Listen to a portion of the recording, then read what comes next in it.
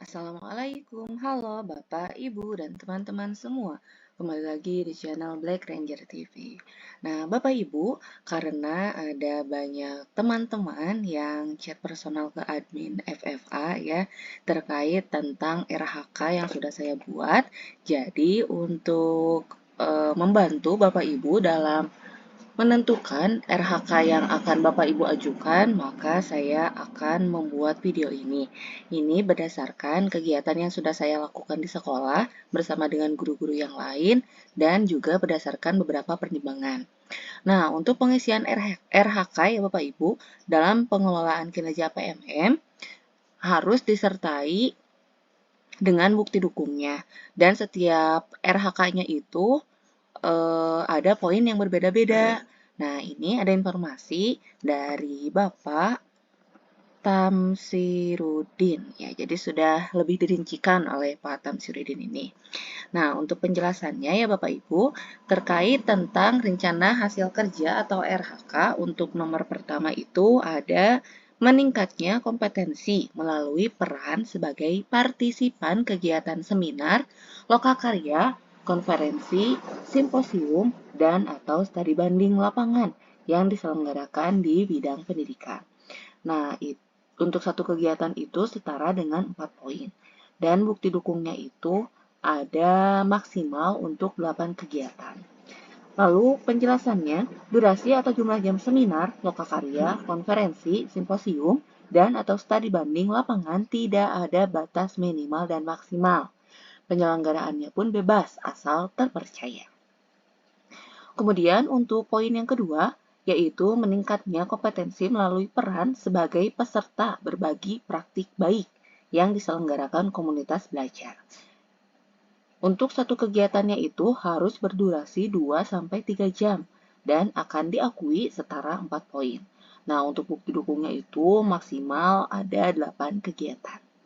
Untuk penjelasannya, sertifikat sebagai peserta berbagi praktik baik dengan durasi 2-3 jam yang ditandatangani oleh Ketua Komunitas Belajar atau Kombel, Kepala Sekolah atau Kombel Internal, atau Ketua MGMP atau Dinas, atau Kombel Antar Sekolah.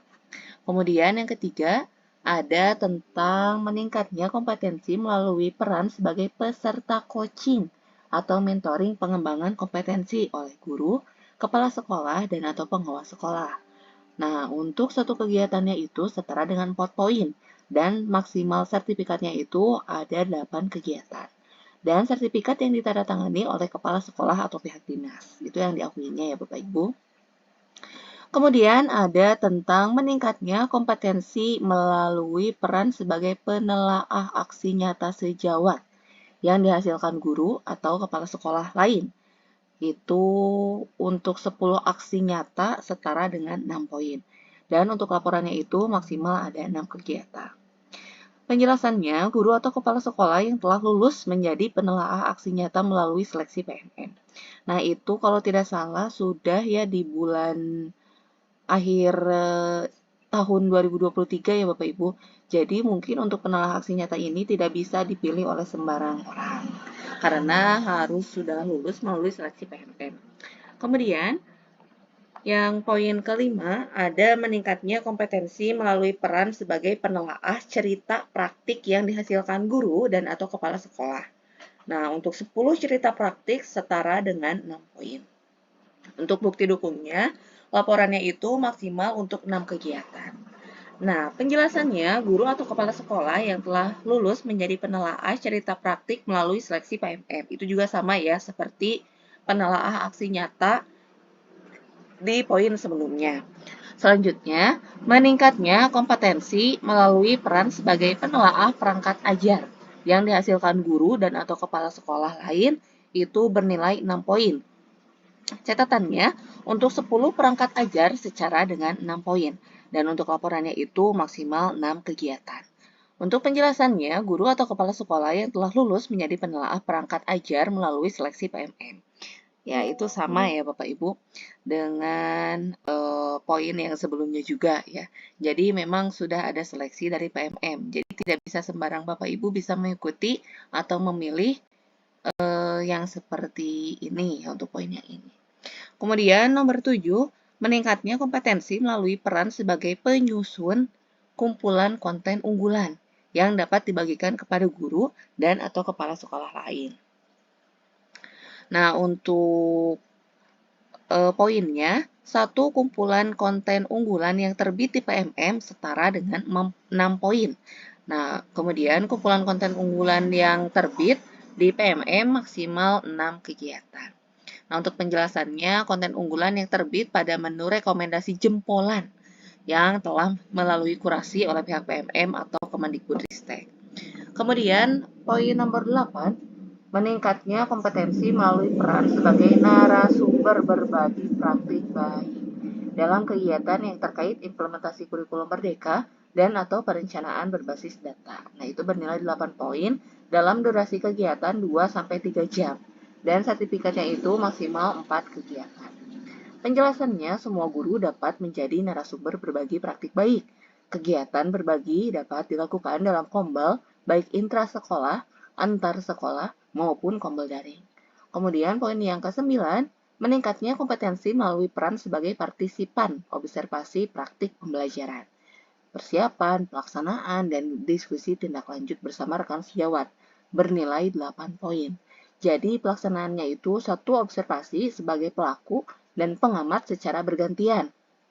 Dan maksimal untuk kegiatannya itu maksimal 4 kegiatan.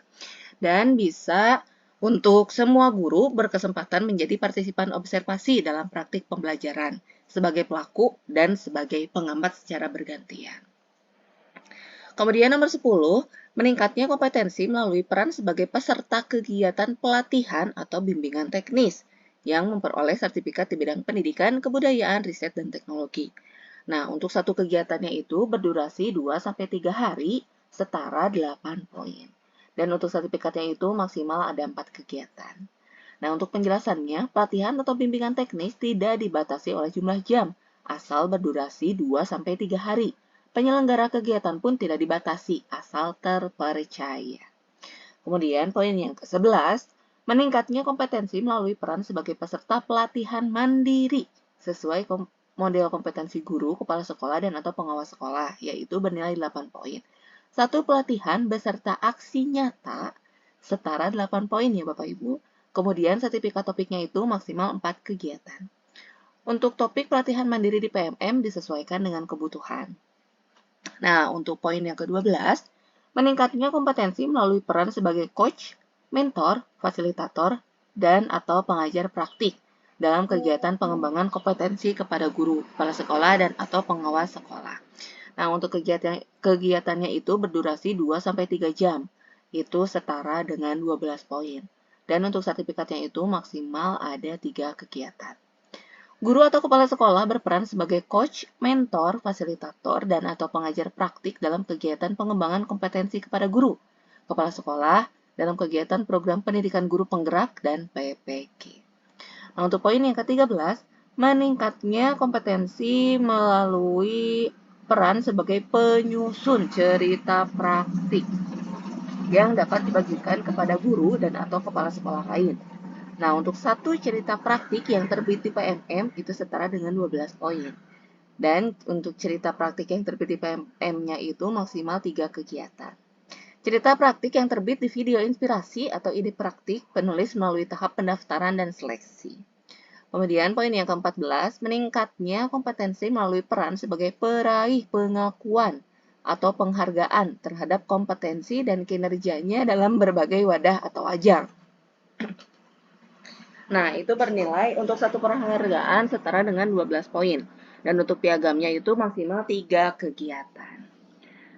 Nah, tapi belum ada penjelasan tentang tingkat penghargaannya itu, baik tingkat kabupaten ataupun provinsi ya Bapak Ibu.